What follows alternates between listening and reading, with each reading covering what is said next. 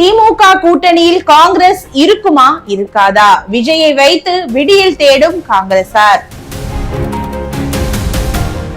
காங்கிரஸ் கட்சிக்கு தமிழகத்தில் வாக்கு வங்கி முன்பு போல் இல்லை என்று பலரும் விதவிதமாக பேசினாலும் கையின் தேவை சூரியனுக்கு தேவை என நினைக்கிறது திமுக தலைமை. அதனால்தான் திமுகவுடன் காங்கிரஸ் இருக்குமா இருக்காதா என்ற பிரதான வாதம் தமிழக அரசியலில் இப்போது பிரமாதமாக ஓடிக்கொண்டிருக்கிறது. திமுக கூட்டணியில் காங்கிரஸ் நீடிக்குமா என்று சந்தேகம் கிளம்ப காரணம் நடிகர் விஜயின் அரசியல் வருகை. வந்தவர் சும்மா வராமல் ஆட்சியில் பங்கு தருவோம் என்று எடுத்த எடுப்பிலேயே தூண்டில் வீசியதும் தமிழக காங்கிரஸில் பலருக்கு சபலம் தட்டிவிட்டது. போதாக்குறைக்கு சென்ற இடமெல்லாம் விஜய்க்கு கூடிய சிறப்பை பார்த்துவிட்டு ஊசலாட்டத்தில் இருந்த ஒரு சிலரும் அந்த பக்கம் போய்தான் பார்க்கலாமே என்ற டீ கடை பிரச்சாரம் பண்ண ஆரம்பித்தார்கள். இந்த நிலையில் கரூர் கூட்ட நெரிசல் சம்பவத்தின் போது ராகுல் காந்தியே விஜயை போனில் அழைத்து பேசினார் என்றதும் காங்கிரசின் இளம் எம்பிக்கள் சிலருக்கு உள்ளுக்குள் பட்டாம்பூச்சிகள் பறக்க ஆரம்பித்தன. கடந்த 1996 அதிமுக மீது மக்களுக்கு இருந்த அதிருப்திகளை கவனத்தில் கொண்டு அந்த கட்சியுடன் கூட்டணி வேண்டாம் என்ற வாதத்தை அனுபவசாலியான மூப்பனார் முன்வைத்தார். ஆனால் அதை புறந்தள்ளிவிட்டு அதிமுகவுடன் கூட்டணி வைத்தது காங்கிரஸ். அதை ஏற்காமல் தன்மான காங்கிரஸை சேர்த்து கொண்டு தமிழகத்தில் தமாகவை முளைக்க வைத்தார் மூப்பனார். அந்த தேர்தலில் திமுகவுடன் கூட்டணி வைத்து போட்டியிட்ட தமாக 40 எம்எல்ஏக்களையும் 20 எம்பிக்களையும் அலுப்பில்லாமல் அள்ளியது. இதற்கு முழு முதல் காரணம் அப்போது அரசியலுக்கு வராமலே வந்து நின்ற ரஜினிகாந்த். விஜயுடன் போகலாமே என்று உசுப்பேற்றும் காங்கிரசாரின் கண் முன்னே இந்த சீன் எல்லாம் புகை மூட்டம் போல இப்போது வந்து போகிறது. இது குறித்து நம்மிடம் பேசிய மூத்த காங்கிரஸ் தலைவர்கள் சிலர் 1980 நாடாளுமன்ற தேர்தலில் நேருவின் மகளே வருக, நிலையான ஆட்சி தருக என்று சொல்லி இந்திரா காந்தியை வரவேற்ற கருணாநிதி காங்கிரசுக்கு சரிபாதி சீட்டுகளை விட்டு கொடுத்தார். அந்த தேர்தலுக்கு பிறகு காங்கிரஸ் உறவை முறித்து கொண்ட திமுக மீண்டும் 24 ஆண்டுகள் கழித்து 2004 தான் காங்கிரசுடன் கைகோர்த்தது.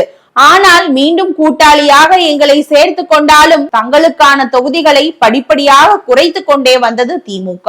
2011 அதிகபட்சமாக 63 சட்டப்பேரவை தொகுதிகளை காங்கிரசுக்கு தந்தவர்கள் கடந்த முறை அதை 25 கொண்டு வந்து நிறுத்தினார்கள். 1980 20 மக்களவை தொகுதிகளில் போட்டியிட்ட காங்கிரஸ் இப்போது 9 தொகுதிகளில் வந்து நிற்கிறது. அதே போல உள்ளாட்சியிலும் காங்கிரசுக்கான பங்கை திமுக தலைமையே தர நினைத்தாலும் கீழ்மட்டத்தில் இருப்பவர்கள் விடுவதில்லை. இந்த அழுத்தங்களை எல்லாம் தாங்க முடியாமல் தான் காங்கிரஸ் தொண்டர்கள் இப்போது விஜயை கை காட்டுகிறார்கள் என்கின்றனர் சில காங்கிரஸ் மூத்த தலைவர்கள். விஜய் வீட்டுக்கு வழிகாட்டும் காங்கிரஸ் விஐபிகளுக்கு சில தனிப்பட்ட அஜெண்டாக்களும் இருக்கின்றன. கரூர் எம்பியான ஜோதிமணிக்கு செந்தில் பாலாஜியுடன் ஒத்து போகவில்லை. அதனால் அவர் விஜய் ஒன்றும் காங்கிரசுக்கு புதியவர் அல்ல என்று புது தகவல் சொல்கிறார். விருதுநகர் எம்பியான மாணிக்கம் தாகூர் திமுக உள்ளடிகளால் கடந்த முறை பார்டரில் தான் பாஸ் ஆனார். அதனால் அவர் விஜய் தான் எதிர்கட்சி தலைவராக போகிறார் என்ற ரேஞ்சுக்கு பேசுகிறார்.